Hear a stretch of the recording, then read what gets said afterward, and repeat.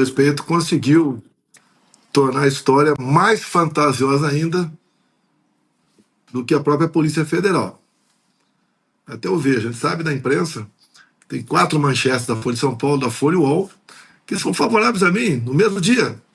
Não é que a Folha mudou de opinião. É a Folha, a imprensa como um todo, salvo algumas exceções, agora não tem como não falar a verdade. É muito abuso em cima desse fato. E eu sempre digo, né? Parece algo pessoal do senhor ministro contra a minha pessoa. Como é que tudo isso começou, né? Segundo a Polícia Federal. Começou em 21, eu atacando o sistema eleitoral para desacreditá-lo para o golpe. Então, é um crime continuado, que segundo a PF começou em 21. Então, quer dizer, a PF, para ter um pouco de coerência desse crime continuado, tem que voltar para 2012. Lá eu comecei, efetivamente, a lutar por voto impresso dentro da Câmara dos Deputados. Nos anos 15 e 16, nós aqui aprovamos, o relator era o Rodrigo Maia, depois foi ser presidente da Câmara, eu aprovei uma emenda nossa para que tivéssemos o voto impresso. Bem, a senhora Dilma Rousseff vetou, voltou para a Câmara, e por quase 500 votos nós derrubamos o veto. Até a esquerda votou para derrubar o veto. E daí começou o TSE, então, a se preparar para implementar o voto impresso. Naquela época era presidente do TSE o ministro Fux. Ele me convidou, fui no TSE conversar com ele. E ele falou para mim que, por ocasião das eleições futuras, né, daria para atender apenas 5% das urnas, dada a complexidade e também recurso. Tudo bem. Daqui a outra eleição, dá para chegar próximo a 100%. E assim foi feito. Até que, de repente, o Supremo Tribunal Federal, por 8-3, disse que o voto impresso, né, era inconstitucional. E deixo claro, ninguém ia botar a mão no papel. A pessoa votava eletronicamente, como é hoje, aparecia na tela o nome dos seus candidatos, apertava um botão, a máquina imprimia, ele conferia no papel está certo, apertava outro botão, o papel caía numa urna. Não tinha contato manual, sem problema nenhum. Como é hoje em dia na Venezuela, como é hoje em dia no Paraguai.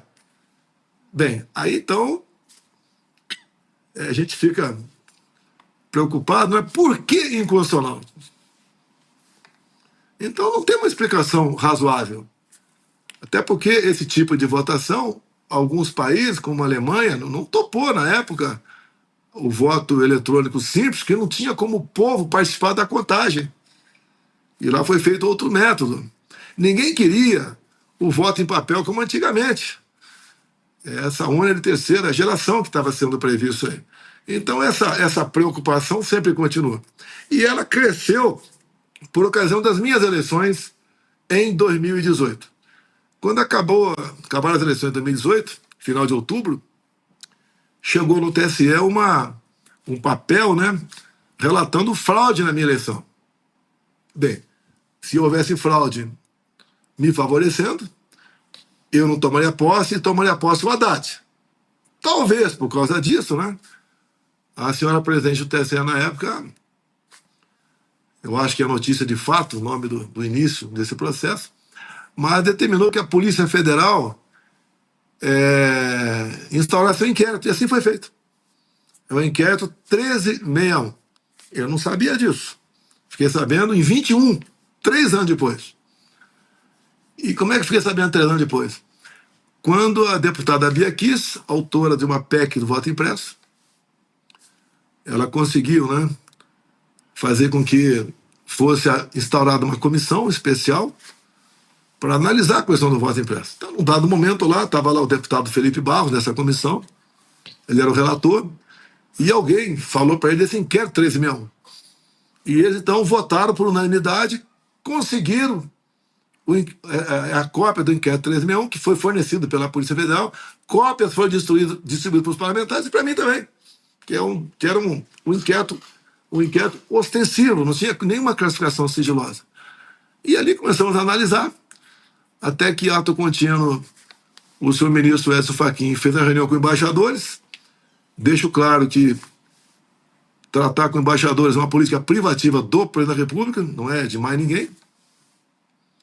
Eu vi aquilo e 2 meses depois fiz a minha reunião com embaixadores, onde mostrei esse inquérito. Bem, no dia seguinte, esse inquérito foi classificado como confidencial, ou seja, secreto. A partir daquele momento, ninguém podia mais falar sobre esse inquérito, sobre pena de crime, né? Se for autoridade, crime de responsabilidade. Bem, o sonho de muita gente é ver esse inquérito. E ele só pode ser visto depois que a sua classificação sigilosa for denunciada, né? Tenho falado com colegas da imprensa, conheço alguns, via lei de acesso a informações, pedi cópia desse inquérito. Eles dizem que tem pedido.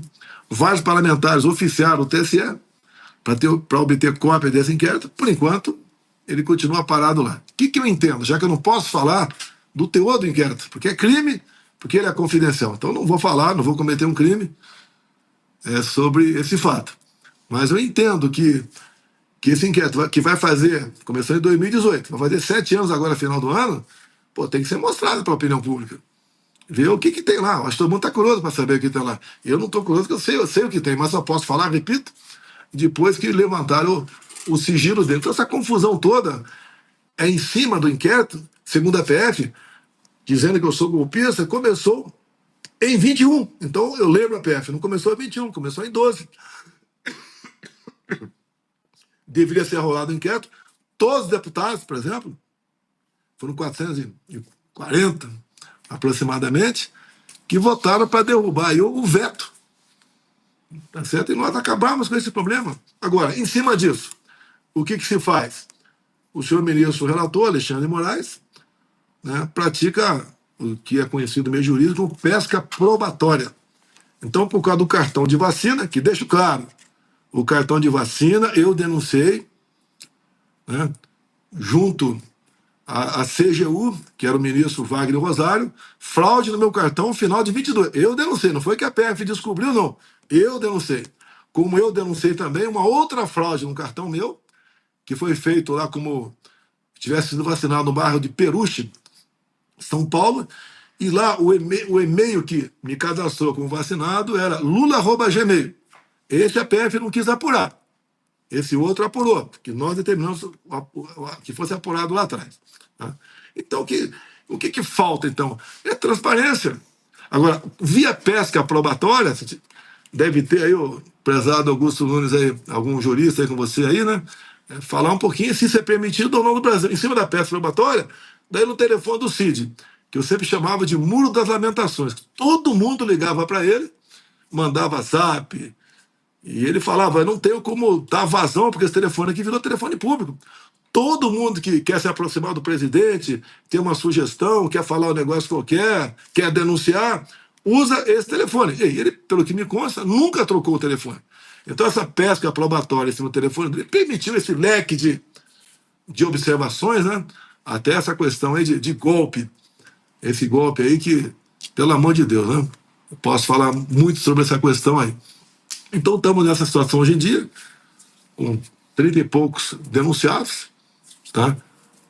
E, inclusive, eu fui colocado agora, nessa denúncia, como no olho do furacão do 8 de janeiro. Eu nem no Brasil estava. Tá? E, no meu entendimento, ninguém, no entendimento do ministro da Defesa atualmente, José Múcio, ninguém quis dar um golpe no dia 8 de janeiro. Presidente, deixa eu abrir aqui a roda para os nossos comentaristas também fazerem perguntas para o senhor. Deixa eu passar a palavra, então, para o Alexandre Garcia. Oi, presidente. Eu disse hoje no programa que nem o Rui Barbosa conseguiria defendê-lo, dada a disposição do Supremo. O que o senhor sente a respeito da disposição do Supremo em relação a fazer realmente justiça? Primeiro, eu devia estar na primeira instância, onde o Lula foi julgado. Tá? O que for adequado é a primeira instância.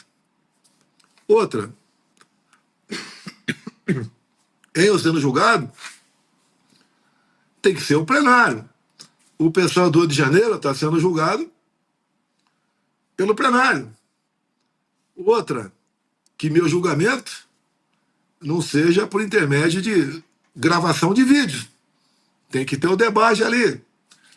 Isso chama-se devido processo legal, amplo direito ao contraditório, legítimo direito à defesa, porque se fala o tempo todo, né, que o Estado Democrático de Direito estava ameaçado comigo, e para restabelecê-lo, valia tudo, até a censura. Então eu espero que isso aconteça. Vai acontecer? Não sei. O meu advogado, o Celso Villard, é conhecido. O do Braga Neto, que eu não posso conversar com ele, é o Juca, também é conhecido. Tá? Já trabalhou aqui em outros processos. E pelo que eu vejo, né, apesar de não estar trabalhando em conjunto os dois, mas tem a mesma tática, pelo que eu estou vendo. Primeiro, anular a delação. Afinal de contas, né, na questão da Lava Jato, por muitíssimo menos, várias delações foram anuladas e os réus foram postos em liberdade e brevemente estão até recebendo o que devolveram, produto do que erraram lá atrás. Agora, para mim, parece que nada disso vale. Eu tive questão pessoal, o Flávio Dino, nós fomos deputados juntos. Eu estava no, não sei qual partido que eu estava, ele estava no PCdoB, já tivemos arranca-rabo lá dentro. Tá certo? Já tive problemas com o ministro Barroso quando era advogado do Battisti, eu deputado federal. Tá? E isso daí, obviamente, né, deveriam ser pessoas, no caso, impedidas de me julgar. Mas nós sabemos que o Supremo Tribunal Federal, com todo o respeito que eu tenho, né, toma decisões políticas. Então está na mão dos advogados esse tratamento, essa tentativa de convencer, ir para plenário, convencer, dado o que aconteceu na delação do CID, anular a delação e resistir. Porque fatos novos, com toda certeza, aparecerão. Se bem que eu acho, não é porque eu estou numa situação de quase irreal. Eu não tenho culpa de nada. E até digo, os outros não tinham mínima condição de tentar dar um golpe. Zero chance. Zero. Como disse o Zé Múcio, disse até o presidente Michel Temer, num primeiro momento até o Nelson Jobim disse, depois ele voltou atrás, mas a primeira declaração dele foi que não tem cabimento falar em golpe. Que golpe, até o prezado aí, Alexandre Garcia, que é um pouco mais velho do que eu, tem mais história, né? Em 64 eu tinha 9 anos de idade, o Alexandre tinha uns 25. Tá? O que aconteceu não é uma coisa de uma hora para outra. E outra coisa, quando existe uma tentativa de golpe, não vou falar nem golpe, né? Tentativa de golpe, em qualquer lugar do mundo, em poucos minutos, o mundo todo fica sabendo. Até o dia conversando com um amigo meu de Israel, né, que fala muito bem o português, ele falou, que golpe é esse que o Mossad não estava sabendo? Poxa, então é uma tentativa de golpe, algo sério, golpe muito mais sério ainda, mas quem porventura vá pensar nisso, que tem que ter uma tremenda articulação, a maior preocupação é o seguinte, e o after day, e o dia seguinte, como fica? Não existiu nem medida preparatória, nem plano. Quando falo o tempo todo em minuta de golpe, eu falo, me apresenta essa tal da minuta. Porque que foi debatido, segundo o próprio comandante do Exército na época, foi hipótese de sítio e defesa. Ninguém dá golpe usando a Constituição. O golpe é um sinônimo, né, de você negar a Constituição. Agora, o que eles querem? É tirar a direita da disputa eleitoral do ano que vem. Como até o momento, estou fora, né? Por ter se reunido com embaixadores. Eu não fui lá no Rio como o senhor Lula foi conversar lá com lideranças regionais, que só eram regionais, porque tinha o positivo, né, do tráfico, e aí não tem problema. Tá certo? Agora, é uma medida realmente para alijar, no caso, a direita, que apesar de todos os ataques que eu sou, pancaram o tempo todo. A última pesquisa do Paraná Pesquisa, me dá aí 5 pontos na frente do Lula, né? E quando me tiram da pesquisa, que não foi eu que mandei fazer essa pesquisa, bota a dona Michele, que fica na frente do Lula também. E a esquerda não tem liderança. Não tem liderança. Eu estava na reunião hoje com os influenciadores, né, de direita, quase 2.000 presentes entre ontem e hoje aqui em Brasília. E você vê liderança, Da direita, você não vê da esquerda. O da esquerda é o Felipe Neto da vida, é um maluco aí de um outro qualquer aí que não consegue fazer uma crítica construtiva, só vai para a ofensa. Né? Então, a direita veio para ficar, os conservadores vieram para ficar. Essa onda está no mundo todo, não é nos Estados Unidos apenas, está na Argentina, está no mundo todo. E essa é a tendência. E nós sabemos que o futuro de qualquer país passa pela capacidade do seu povo, né? Se instruir e usar o seu patrimônio, né? Para que você, ao gerar conhecimento, você conseguir benefício para o seu povo. Presidente. E isso aí a esquerda não tem. Presidente, boa noite, é um prazer falar com o senhor. Tá, eu queria voltar rapidamente só ao que eu vi ontem, porque eu achava que nada me espantaria mais vindo do Alexandre de Moraes. Até que eu fui confrontado com aquele interrogatório em que ele ameaça o coronel Cid de prender o próprio Cid, a família, filhos e tal.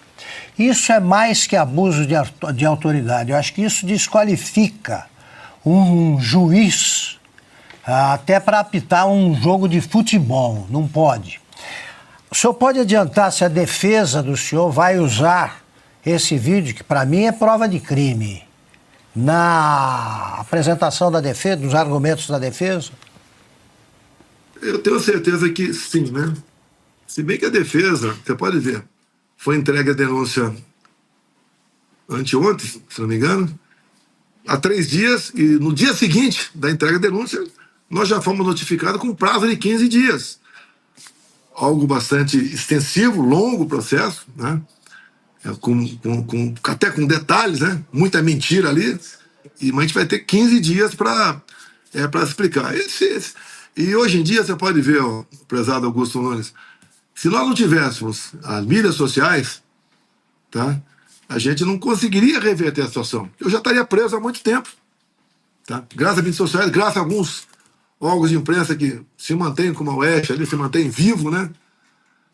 Reagindo a isso aí, já teria acabado aí a democracia em nosso país. Até não sei quem da esquerda há pouco tempo, né? Pouca semana, falou: sem regulamentar as mídias sociais, não teremos sucesso em 26.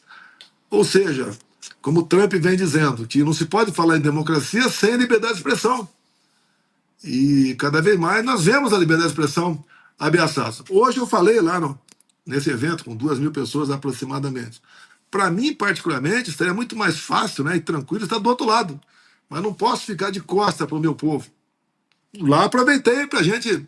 Vamos fazer um movimento monstro em Copacabana no próximo 16 de março. Para demonstrar o que nós queremos. Selecionamos quem vai falar. Fala Jair Bolsonaro, fala Dona Michele, Silas Malafaia, fala o Nicolas, fala o Flávio, e mais 3 ou 4 lá. E é definido o que nós vamos falar. Quais são as pautas nossas? A mais importante é a anistia. Tá? Vou pedir para a população não levar cartaz, porque se fizer como alguns municípios estão fazendo, né? Liberdade. O cara levanta um cartaz esquisito, é dor de cabeça. Macula o movimento no Brasil todo. Faz a esquerda, a direita, dá uns passos atrás. Faz com que se alongue o sonho da anistia. E que você pode ver, o Augusto, eu sou um pouco mais novo que você, tenho uma filha de 14 anos. Eu só não a vejo à noite ou de manhã quando ela está na cama ainda. Fala isso, eu vejo. E fico com saudades. Igual chegou há 3 semanas, teve uma pessoa lá de Rondônia, né? Que ajudou a trazer essa senhora para cá com 6 filhos pequenos.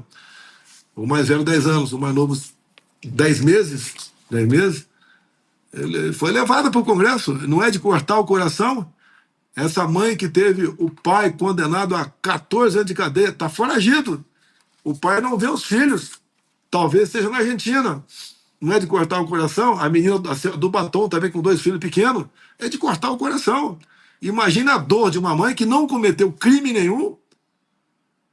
Está sem seu filho para não dar o banho a seu filho para dormir, nem o ajuda a se arrumar para a escola no dia seguinte, ela está no momento na papuda olhando para concreto, para cima e falando, meu Deus, qual foi meu crime? Onde eu errei?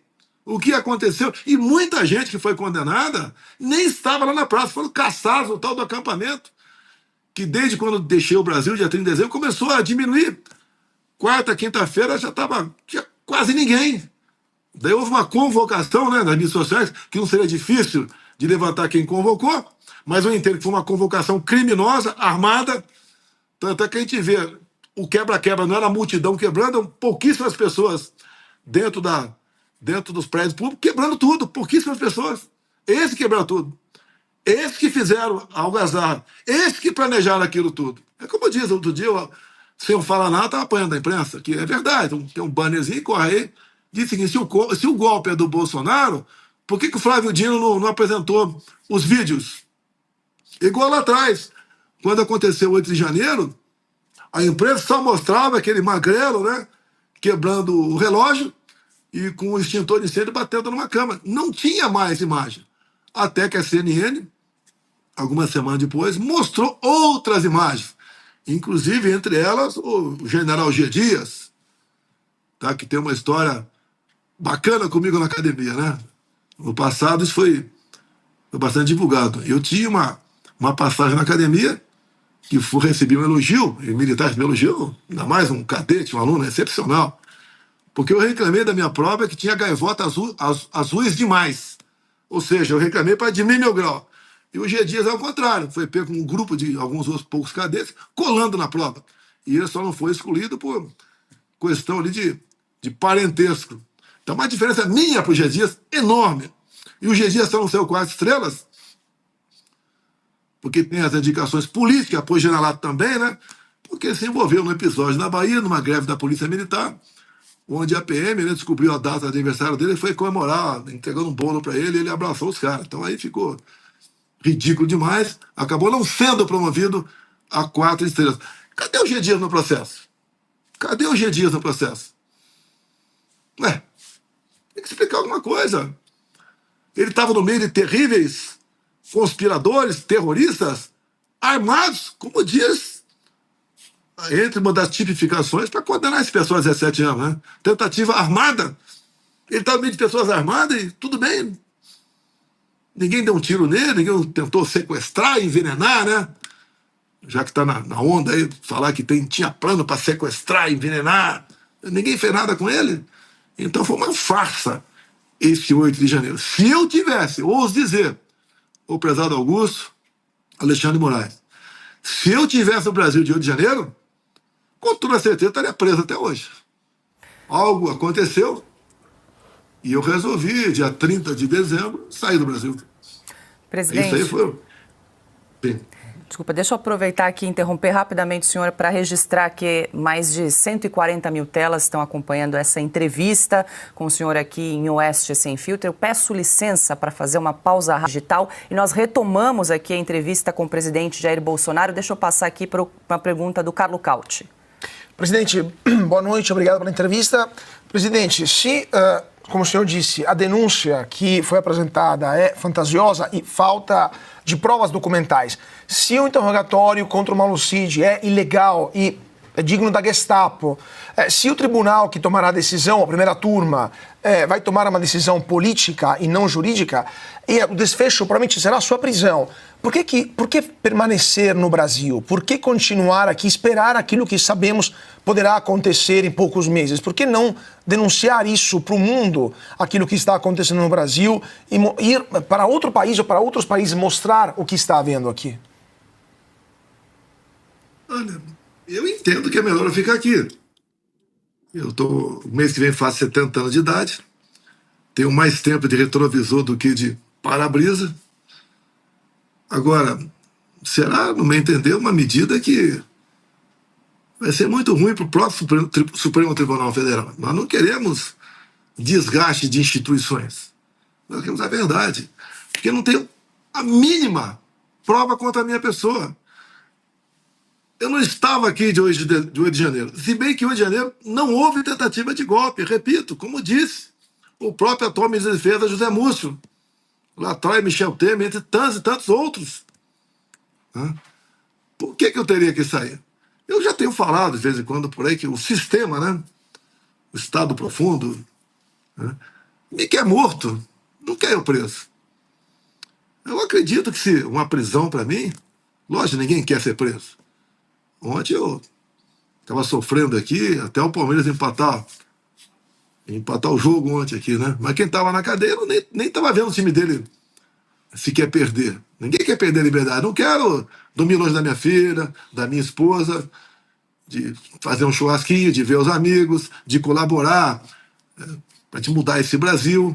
Agora é um arbítrio sem tamanho que está sendo feito com os presos, que sendo feito comigo. Eu sou a cereja do bolo. Eles podem até me prender um dia, mas por qual motivo? É comum falar, né? Bolsonaro na cadeia, de vez em quando tá todo manchado de jornal, tá aqui. Bolsonaro vai ser preso. Até ontem eu falei demais, né? Falei, ó, lá sobre prisão, até falei um palavrão, que depois eu vi que não podia ter falado aquilo, mas falei, desabafei. Que é o tempo todo prisão. Qual é o crime que eu cometi? Eu tive proposta para ficar nos Estados Unidos quando estava lá. Sequer falo inglês, não podia. Um empresário lá me ofereceu para ser o garoto, né, ou o vovô, para vender imóveis no Rio de Janeiro, lá na Flórida. Que após o segundo turno das eleições de 22, muita gente foi para a Flórida. Uma casa lá, boa, né? Está na casa de $1 milhão. E o mercado sempre aquecido. Para você ver como era tratado lá. A maioria das vezes que eu almoçava ou comia uma pizza, que geralmente era no supermercado, na maioria das vezes que eu ia pagar, estava paga a despesa. Na maioria das vezes que eu fazia algumas compras no carrinho, dava lá $200 que eu ia pagar, já pagou. E na maioria das vezes eu não sabia quem pagou. O pessoal tinha um carinho enorme comigo. Quando eu conversava com brasileiros, lá, uma terra de brasileiro, você vê a tristeza nos caras. Eu estava me preparando para voltar para o Brasil, mas não vou voltar com esse cara que está aí, que sei o que vai acontecer. E você vê como se trabalhou no Brasil. Querer negar que o TSE não botou o dedo na balança é ser cego. Eu não podia falar durante a campanha que o Lula defendia o aborto. Eu não podia botar a imagem do Lula defendendo roubo de celular para tomar uma cervejinha. Tinha um ciclista agora que foi assassinado, ele nem sabe como, né? Nem ficou sabendo como. Assassinado em São Paulo, para pegar o celular dele. Eu não podia mostrar o Lula do lado de Ortega, lá atrás de Chaves, de Fidel Castro, de Maduro atualmente. Eu queria um espaço, falei com o encarregado da mídia, eu quero um espaço, uma entrada só. Eu quero botar o Lula em 2009, em Teherã, né? Defendendo que Ahmadinejad, na época, enriquecesse o urânio acima de 20%, porque era para fins pacíficos. Queria mostrar isso aí, queria mostrar a imagem do 7 de setembro, não pude mostrar a imagem do 7 de setembro. Aqui em Brasília aparecia uma plantação de girassóis. Não pude mostrar imagens do cortejo fúnebre da Rainha Elizabeth, de um dos discursos meu na ONU. E o outro lado me acusava fascista, racista, homofóbico, até de pedófilo fui acusado. E não tinha problema nenhum. Era uma mentira em cima da outra. Além daquelas 1,5 milhão de inserções de rádio, que elas não tiveram na reta final. Se fosse o contrário, ia ter um terremoto em Brasília. Mas fiquei tem 1,5 milhão de inserções de rádio e televisão, a maioria no Nordeste, onde os caras massacraram. Ele quer acabar com o teu 13º, vai acabar com o teu fundo de garantia, acabar com a tua hora extra, com a sua licença gestante. Massacrado. E o TSE já fez uma campanha para que jovens de 16, 17 anos tirassem título. E nessa faixa etária, o nosso sentimento aqui era que 3/4 desses jovens votavam na esquerda com essa faixa etária. 4 milhões de jovens tiraram título. Ou seja, só aí mais 2 milhões de votos para o PT, para o Lula. E ele ganhou por aproximadamente isso, né?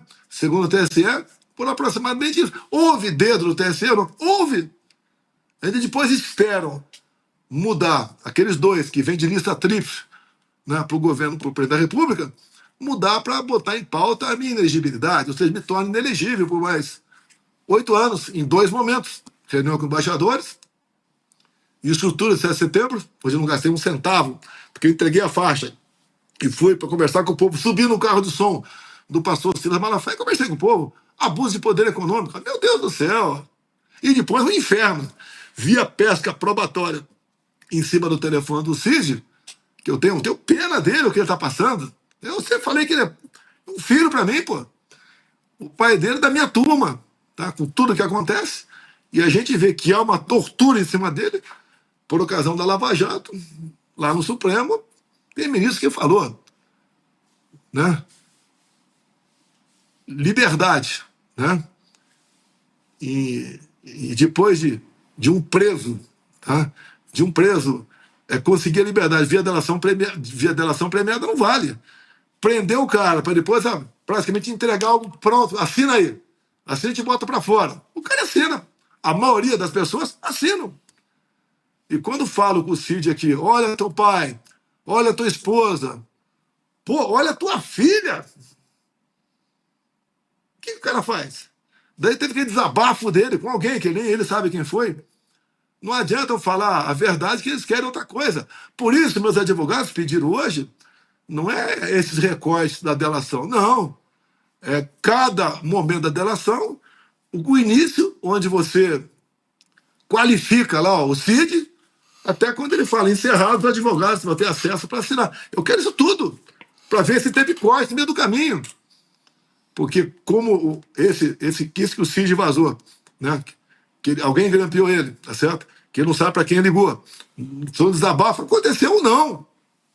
E depois tivemos o episódio também conhecido como meia dúzia gigabytes, onde você vê claramente, né, um juiz lá do Supremo, do gabinete do ministro Alexandre, conversando com o Tagliaferro. Olha, acrescenta isso, acrescenta aquilo. Ah, mas tal órgão de imprensa não tem nada de errado. Use a sua criatividade. E depois disso, também, outro momento, áudio. O ministro quer o Eduardo Bolsonaro. Quer prender. É isso aí, livro de história, né? Lá atrás, é o nazismo, essas coisas que a gente não acredita até que aconteceu na história. Você não acha o cara, pega a mulher do cara, pega o filho do cara. É isso que foi implantado no Brasil, é isso. E nós queremos o quê? Já que estamos na terra mais maravilhosa do mundo, nós queremos mudar isso aí. Eu quero respirar a democracia de algumas décadas. E não essa agora, que está cada vez a tendência é a piorar. Se bem que já existe aí no horizonte, né? Talvez mudança. Inspirado lá nos Estados Unidos. Ok? Presidente, a pergunta agora é de Adalberto Piotto. Presidente, boa noite ao senhor. A pergunta é muito clara. O senhor tem recebido ou espera receber apoio de pessoas que sabem do que está acontecendo porque conhecem o direito brasileiro e a Constituição? Ou seja, desse estado de arbítrio pelo qual está passando o Brasil, pelos abusos do Supremo Tribunal Federal, pela incapacidade completa hoje, dado o entendimento do Supremo, em que se exerça o devido processo legal com direito à ampla defesa. Ou seja, tudo o que aconteceu, inclusive o senhor citou do Mauro Cid aí, a forma como foi conduzido aquela delação premiada. Eu estou falando de figuras como o ex-presidente Michel Temer, um constitucionalista que conhece o direito brasileiro e que seguramente discorda do que está acontecendo. Ou ex-ministros do Supremo Tribunal Federal de outras formações que também discordam, provavelmente, do que está acontecendo. Ou de políticos, independentemente do partido, mas que entendem a Constituição e sabem que o Brasil se desviou do rumo constitucional. O senhor já recebeu ou espera receber o apoio dessas pessoas? Eu não estou falando aqui de candidatura à presidência no ano que vem. Estou falando de defender o Estado Democrático de Direito, em que, nesse momento, o senhor é uma vítima desse abuso que está acontecendo. Eu tenho recebido apoio, sim. Alguns públicos, como você vê, do prefeito de São Paulo, o Ricardo Nunes. Tá? O próprio Michel Temer falou há algumas semanas sobre esse assunto também. Tem uma declaração do Kassab, tá? Falando que este episódio comigo e nada interfere a vontade dele, junto ao seu partido, pela anistia dos presos de 8 de janeiro. A própria mídia, né, tradicional, que sempre bateu muito em mim. A gente vê muita matéria mostrando os excessos, o abuso. Porque depois que se porventura conseguir colocar um ponto final em mim, vai colocar em vocês também, vai colocar em todo mundo também. Então tá dando certo essa nossa estratégia. Tem pessoas que eu não vou falar o nome daqui para não expô-las, mas eu tenho muita aceitação. Isso é demonstrado quando eu viajo de avião. raramente alguém fala alguma coisa errada comigo, né? Até no estádio de futebol. Estive em Brasília em 2 jogos, né? Muito bem recebido. Num dos momentos lá, fiquei lá num cantinho, uns 30 lá falaram palavrão, a imprensa deu espaço para aqueles 30 apenas, mas não tem importância aí. Eu tenho certeza que o nosso apelo para Copacabana fará muita gente ir para lá. Eu convidei as lideranças de São Paulo, Espírito Santo, Minas Gerais, que são limites do Rio de Janeiro. Eles não vão fazer movimento nos seus respectivos estados, vão todos para lá, com uma pauta definida. Vão de verde e amarelo, sem cartazes. Tá? Ouvi algumas pessoas, tá? Por no máximo 1h30, dar um recado, mostrar, vamos assim dizer, desabafar também, mostrar os problemas do Brasil. Não é apenas a anistia. Como é que está o preço do material em supermercado? Comigo foi guerra e pandemia, não chegou a esse nível. Eu lembro quando fui negociar com o Putin, início de janeiro, basicamente era fertilizante e diesel. Tá? Excelente a negociação, 3 horas com o Putin. E na hora que estava acabando a reunião, ele pediu para mim ovos. Pô, eu pedi para ele, me dá 6 meses, que eu tenho que conversar com a ministra Tereza Cristina, porque eu não posso assumir um compromisso e começar a exportar ovos para a Rússia, né? Eu acho que a população dele é um pouquinho menor do que a nossa, mas daria um baque aqui.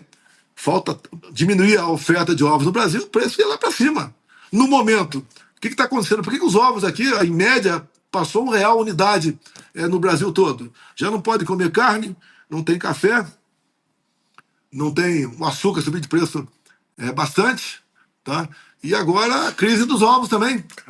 Tá ok? Então foi um governo que não tem gestão. E você vê um governo federal que a questão do plano safra anuncia que não vai ter dinheiro para o pessoal do agro. Se bem que hoje arranjou uma medida meio paliativa aí para arranjar alguma coisa. Agora, cada vez mais se empurra o pessoal do agro para que eles sejam prejudicados no seu trabalho.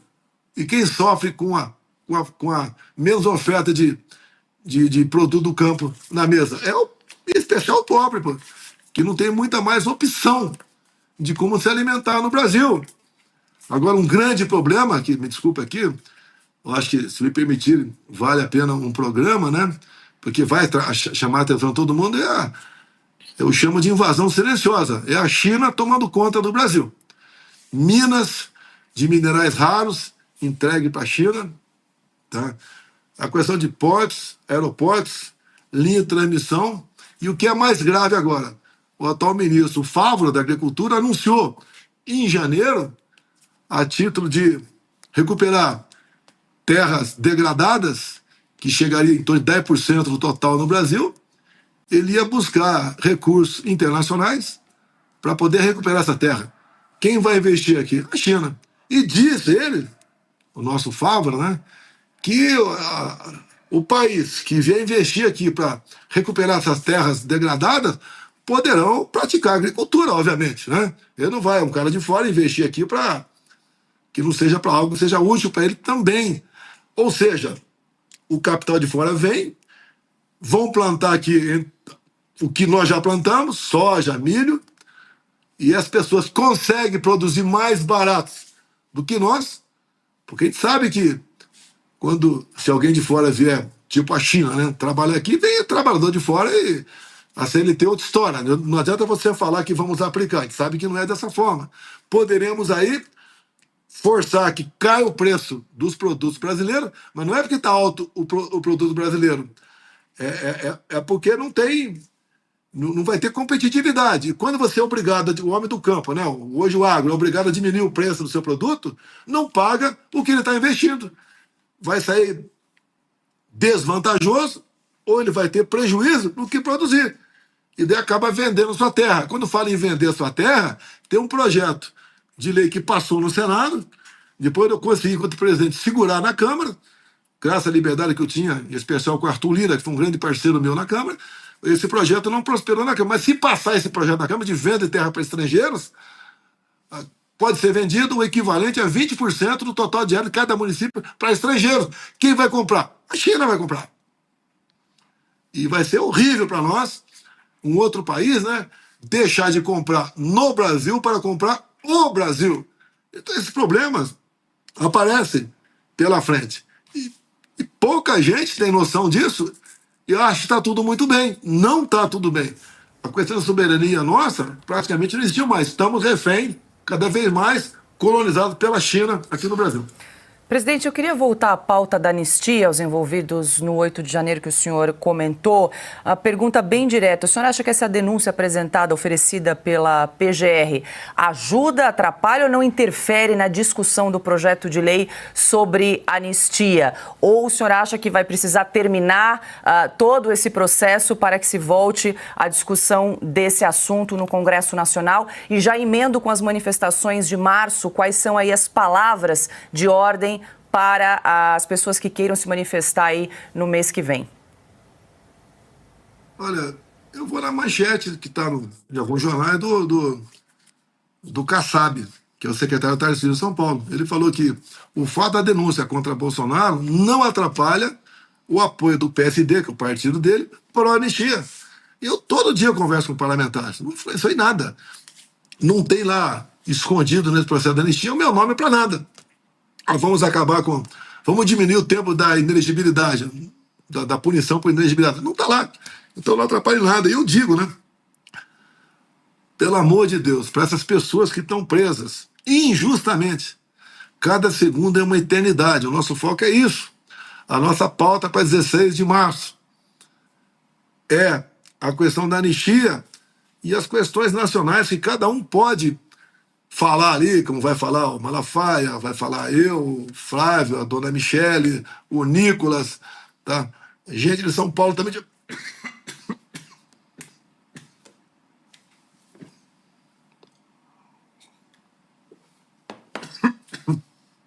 Eu vou botar para falar nessa 1h30. Ia mostrar.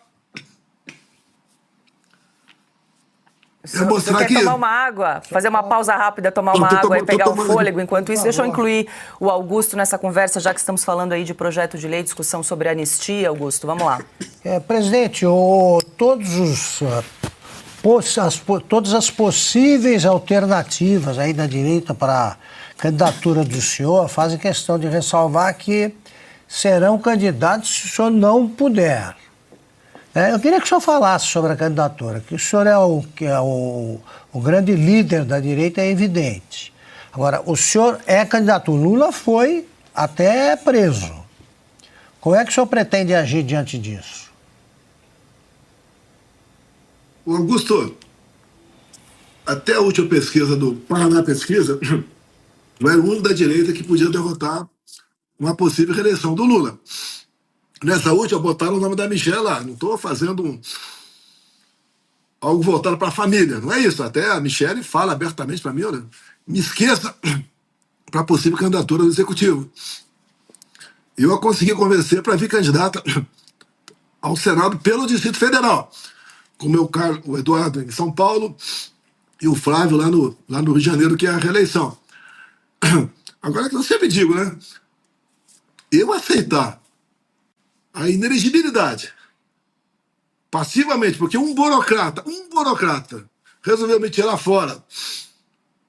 Não sei qual motivo, né? A princípio ele me detesta. Me tem como ditador. Ele me tem como ditador, quem diria, né? Ele me tem como ditador. Isso é negar a democracia, Augusto. Tá? Eu entendo dessa maneira.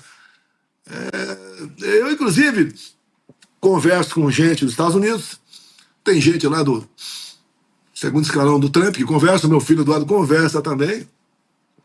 Eu espero que, eu não vou sugerir nada pro governo Trump, né, mas eu espero que eleições, né, sejam reconhecidas pelas lideranças democráticas do mundo todo, aquela realizada por processo eleitoral confiável, transparente e auditável.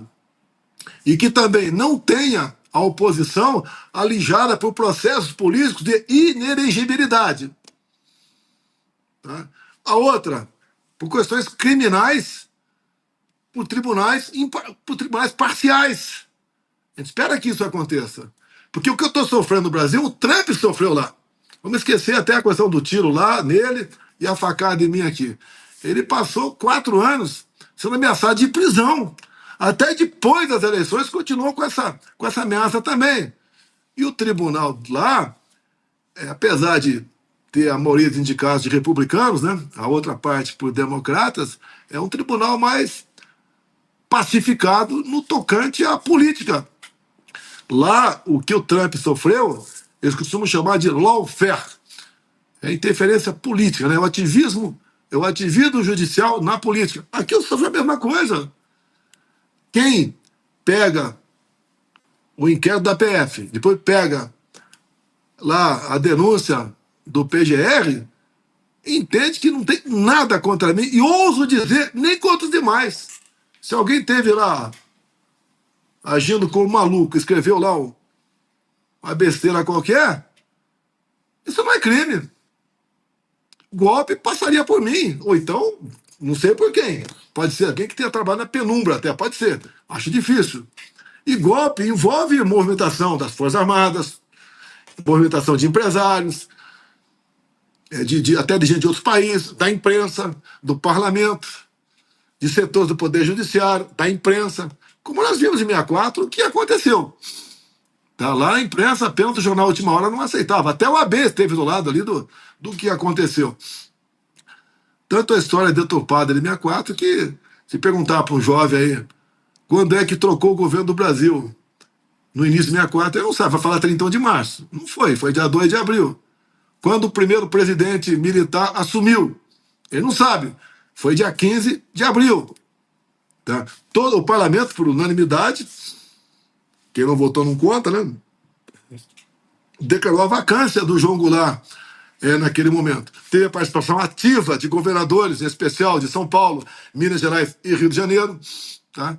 Então ali... E o presidente Castelo Branco foi eleito à luz da Constituição de 46. Fale a verdade.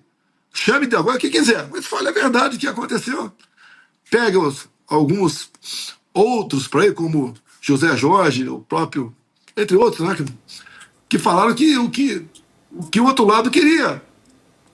Nós éramos, acho que o Eduardo Jorge que fala, a gente era contra a ditadura militar, mas a nossa ditadura era mais violenta ainda, era a ditadura do proletariado. Você não quer saber de ditadura nenhuma. Aí, presidente, eu acho que o senhor tem a linha de argumentação perfeita, que assim, golpe é coisa séria, digamos assim. Houve articulação em 64, houve uma articulação que é necessária, né, para alguém tinha que organizar. Então havia o general Castelo Branco no Estado-Maior do Exército. E agora? Quem tem? Eles não conseguem dizer como é que seria organizado o golpe que eles inventaram. E essa pergunta que o senhor faz, quero ver quem responde. O que é que haveria no dia seguinte? Se não tivesse havido a prisão dos manifestantes, o que é que seria feito no dia seguinte? Olha, a gente não pode admitir que uma turma de mais de 1.500 pessoas Sim.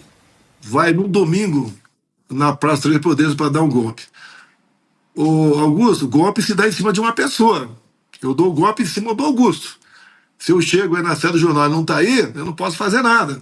Você não pode me chamar de golpe. Eu até costumo dizer, se alguém vai na tua casa, não tem ninguém lá, e o cara toca fogo na tua casa, você pode acusar do crime de incêndio, dilapidação de patrimônio, sabe o que for. Mas tentativa de homicídio, não. Eu não estava lá dentro. Golpe se dá em cima de pessoas. Quando me acusava o tempo todo, de 2019 até 2022, eu queria dar um golpe, eu falava, vou dar golpe em mim mesmo.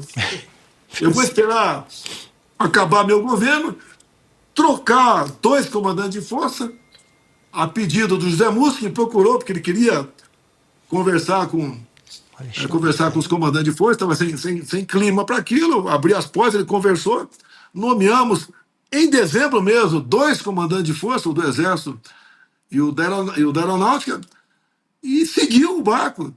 Eu não vou dar um golpe pegando um avião e ir para os Estados Unidos, ao lado do Mickey, do Pateta, né? Ao lado do Pato Donald. Tá? Você não vê uma tuitada minha, você não acha nada meu, desde quando saí do Brasil. Quando o TSE anunciou o resultado, até naquela famosa minha, junto a toda a imprensa, né? Foi logo no comecinho de, não sei se foi dia 1º ou 2 de novembro, né? Eu falei, olha, vão sentir saudade da gente. E falei ali. Faltou trazer o papel aqui para repetir, que é questão de 20 segundos você fala. Inclusive, falei ali, nós, né, vamos lutar para a nossa volta, não vamos invadir patrimônio, não vamos obstruir vias. É que eu falei ali. Está bem claro o que eu falei. E daí fala, o pessoal na frente do quartel. Qual o problema?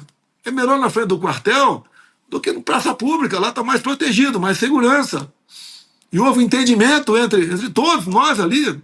Não era para dar golpe. Se alguém estava falando alguma coisa lá que não era legal, ele não era ouvido, ponto final. Agora, eu não tenho dúvida de que o 8 de janeiro foi programado. Foi uma cópia do Capitólio, 6 de janeiro, lá de 2021, nos Estados Unidos. E aqui foi essa comoção. E o Lula acabou posando de grande democrata. Logo ele, que sempre foi apaixonado por ditaduras do mundo todo. Ele não reconhece o Hamas como uma organização terrorista, não reconhece. E ele é o salvador, é o grande democrata. Tanto é que eu vi há poucas semanas um editorial do Estado de São Paulo dizendo o seguinte, né? O PT, ou a esquerda, está no fundo do poço. Nada mais resta a eles a não ser a farsa da bandeira da democracia, que não são democratas de jeito nenhum. Não precisa ninguém gastar muita saliva para demonstrar isso daí. Basta ver que, enquanto eu fui presidente, o Maduro não pisou aqui. Quando eu saí, o Maduro veio aqui e teve tapete vermelho para ele. E por ocasião da posse do Maduro, né, o mundo civilizado, democrático, contra a posse do Maduro, o Lula manda um embaixador a representar lá. Faltou coragem moral para ele, não tem isso, né? Mas coragem moral para ele ir lá na posse do Maduro. Qual o recado que ele dá para o mundo todo? Democrata? Não tem cabimento. Faltavam 5 dias para as eleições dos Estados Unidos. Ele fala o seguinte: se o Trump voltar, será a volta do fascismo e do nazismo com outra cara. Pô, nem política externa esse cara faz. Faz nada. É igual, um dia estava aqui, um repórter me pegou pela rua aqui, né? E falou, o que você vai fazer contra a taxação do aço? Pergunta para o seu presidente. Lá atrás comigo, houve essa possibilidade, conversei com o Trump. Ele tinha um problema com o etanol de milho. Não houve uma troca, né? Na hora eu sei o meu tamanho.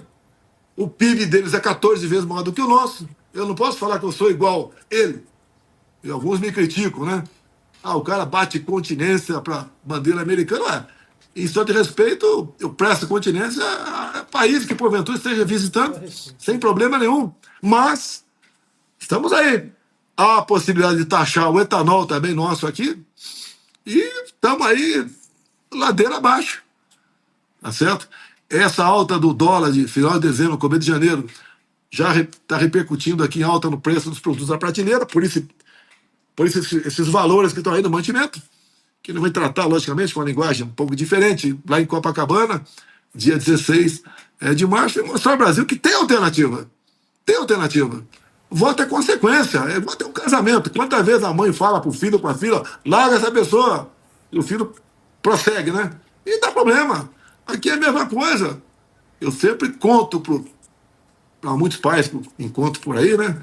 Quando eu pego também um colega do Nordeste que votou na esquerda, eu falo, por que você está aqui no Centro-Oeste ou no Sudeste? Por que você saiu de lá? O PT está 20 anos dominando a área. Tinha que ser a melhor região do mundo, o Nordeste. E não é. É igual lá nos Estados Unidos, quando eu estive lá, que eu não fiquei dentro de casa. Lá um fluxo também, havia um fluxo de estados democratas, que é quase o socialismo, né? Para estados republicanos, que são ali os capitalistas. Agora não pode, o cara vai do Estado Democrata para o republicano e vota na Kamala. Não tem cabimento. O cara sai do Nordeste, com dificuldade, vai para São Paulo e votar no Boulos. Pois não. Presidente, nosso tempo está se esgotando, já fui informada que eu preciso liberar o senhor, mas dá tempo para uma última pergunta. Eu vou passar para o Alexandre Garcia para a gente fechar aqui essa entrevista.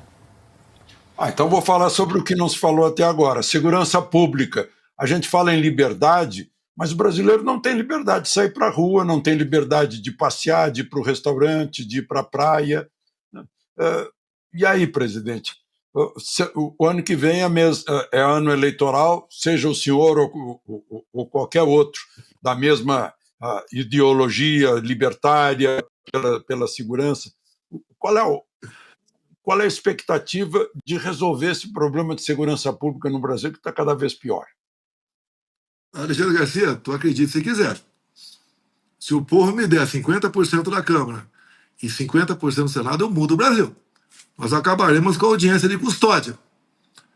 Essa DPF, que proíbe a Polícia Militar do Rio de Janeiro agir, ela tem que ser revogada. Quem traz segurança são os respectivos governadores. Eu tenho pena do Cláudio Castro, governador do Rio, que não pode agir de forma mais contundente, porque ele tem que respeitar uma decisão de um ministro do Supremo Tribunal Federal. Eu lembro daqueles filmes de antigamente, né, que a gente assistia no cinema.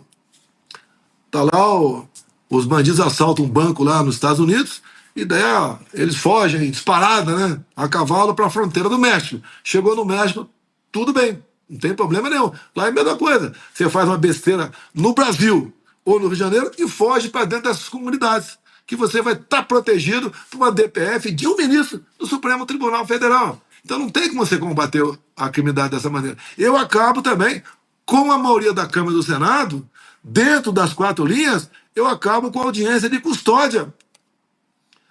Agora, a violência você combate também, dando melhor condição de vida para a população. Caiu em quase 30% o número de mortes por arma de fogo durante o meu governo. Por quê? Entre outras coisas, até o Pix que nós criamos, você não viu mais violência em caixa eletrônico. Tá? E diminuiu o número de assalto em pequeno comércio. Que o cara movimentava o Pix ali, muitas vezes o comércio dele funcionava como banco. O cara dava um Pix, dava nota de R$50 pro cara e estava tudo resolvido. Nós demos exemplo em muita coisa. A nossa política de armas, né, CAC, entre outros, a facilidade de armas, ajudou a diminuir a violência no Brasil. Que ninguém vai assaltar um cara no campo, sabendo que ele é CAC e tem um fuzil. Não vai assaltar. Não vai fazer besteira. O MSC não funcionou comigo. E daí caiu o número de mortes em quase 30%, mas morreu menos mulheres, menos negros, menos gays, menos crianças. Foi por aí. E apesar de eu ter o meu governo com pelo menos uma ação do Supremo infernizando a minha vida, por questões que não tinham nada a ver com ação judicial, nada a ver com uma possível ação judicial. Eu, por exemplo, fui cobrado barbaramente sobre morte de Yanomamis, morre muito mais Yanomami agora do que no meu tempo, e está tudo bem. Também cobrado sobre focos de incêndio pelo Brasil, aumentou e muito, e não acontece nada com ele. Ninguém tem uma ação contra o governo. Agora, comigo, tudo é pancada o tempo todo. A questão da pandemia, sofri muito. Não errei nenhuma. Basta ver o relatório do Congresso americano, com 500 e poucas páginas, que nós traduzimos aqui, e eu li, e fiz um relatório de 3 páginas, mostrando o que foi a Covid e o que foi a vacina. E lá, você vê claramente, né? O Congresso falando, tivemos que satanizar tal e tal medicamento para poder vender a vacina. Que lá, Alexandre, você sabe que quem vai depor lá não pode mentir. Nem advogado pode mentir para o seu cliente. Isso é crime. Basta lembrar o caso da Mônica Levinsky lá atrás. A dor de cabeça que o presidente da época teve por causa de 1 milhão de doses que queriam negociar ali, o silêncio de alguém lá. Tá certo? Lá é diferente o negócio.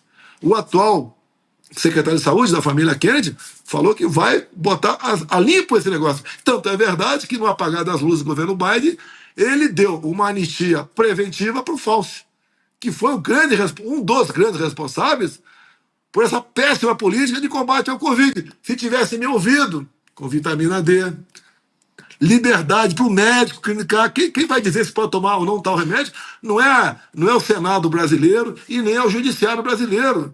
É o respectivo médico. O dano para a educação, para o ensinamento das crianças, está bem claro nessas propostas, nesse compilado que teve lá no Congresso americano. É uma coisa realmente. Os efeitos colaterais, que eu não quero entrar em detalhe aqui porque ainda é proibido falar desse assunto, os efeitos colaterais lá. Hoje o mundo já proíbe, lá o americano acabou de proibir a vacina de mRNA, que ainda é um teste, né, para todo mundo, e até dizer, né, que a Anísia não seguiu o plano de vacinação da Covid. Eu quero perguntar à senhora Anísia, a senhora é terraplanista, negacionista ou bolsonarista? Para não tomar as doses de Covid que estava previsto ela tomar e não tomou. Tá bom? Ou querem mais? Presidente, quero agradecer muito mais uma vez a oportunidade de conversar com o senhor. Obrigada pela entrevista, desejar aí uma ótima noite, um bom final de semana e até uma próxima. Obrigado.